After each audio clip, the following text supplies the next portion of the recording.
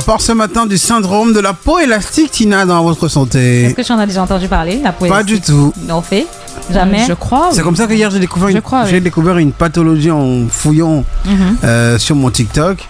Je t'en parlerai parce qu'il faudrait qu'on en parle. Ok. Je ne savais pas que ça existait. Franchement, j'ai découvert comme ça par hasard. Par hasard, dis la vérité, pendant TikTok, c'est ça. Et t'as sur envoyé TikTok. quelque chose. Donc, je découvre aussi la peau élastique actuellement. D'accord. Alors, la peau élastique.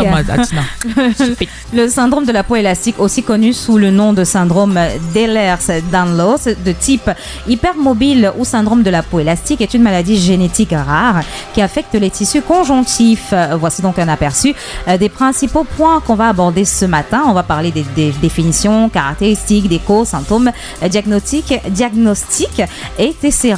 Alors, le syndrome de la peau élastique se caractérise par une hyperélasticité de la peau, ce qui signifie que la peau, les personnes qui en souffrent ont une peau qui peut s'étirer bien au-delà des limites normales. Alors, les personnes atteintes peuvent également avoir des articulations hypermobiles et une fragilité accrue de la peau, ce qui les rend plus susceptibles aux blessures. Ce syndrome est généralement causé par des mutations génétiques affectant les protéines du collagène, essentielles pour la structure et la résistance du tissu conjonctif.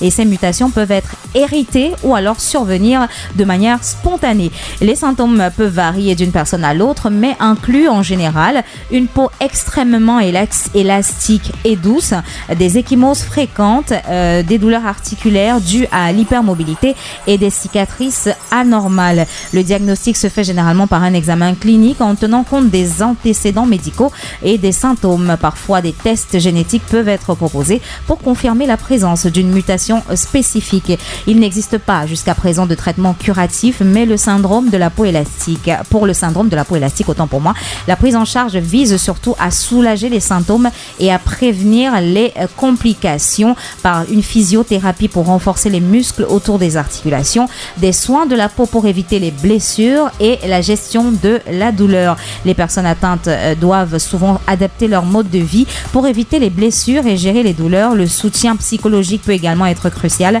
car vivre avec une condition chronique peut être difficile émotionnellement. En somme, le syndrome de la peau élastique est une condition complexe qui nécessite une approche multidisciplinaire pour gérer ces symptômes et améliorer la qualité de vie des personnes touchées. Il est aussi important de sensibiliser à cette maladie qui est très peu connue. C'est donc essentiel pour encourager un diagnostic précoce et un soutien approprié. Retrouve la vibe sur ton téléphone via nos différents comptes de réseaux sociaux, Facebook, Instagram, X et TikTok. Volume 3 Cameroun.